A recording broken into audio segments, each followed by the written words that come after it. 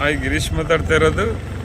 ನೋಡಿ, ಕರ್ನಾಟಕದಲ್ಲಿ ಮೋದಿ ಪ್ರಭಾವಕ್ಕೆ ಕುಗ್ಗದೆ ರಾಜಕಾರಣದಲ್ಲಿ ಸಿದ್ದರಾಮಯ್ಯನವರು ಇಡಿ ಮೇಲೆ FIR ಮಾಡಿರುವುದು ಇದೇ ಮೊದಲ ಬಾರಿಗೆ ಅನುಕೂಲವಾಗಿದೆ. ಇಂತಹ ಪ್ರಭಾವಿ ರಾಜಕಾರಣಿಗಳು ಒಳ್ಳೆಯ ನಡತೆಗಳನ್ನು ಬೆಳೆಸಿಕೊಂಡು ಓದಿರುವುದು ಲಾಯರ್. ಅದರಿಂದಾಗಿ ಕರ್ನಾಟಕದಲ್ಲಿ ಒಳ್ಳೆಯ ರಾಜಕಾರಣವನ್ನು ಆಳುತ್ತಿರುವಂತಹ ಏಕೈಕ ರಾಜಕಾರಣಿ ಬಡವರ ಆಶಾಕಿರಣ ಸಿದ್ದರಾಮಯ್ಯ.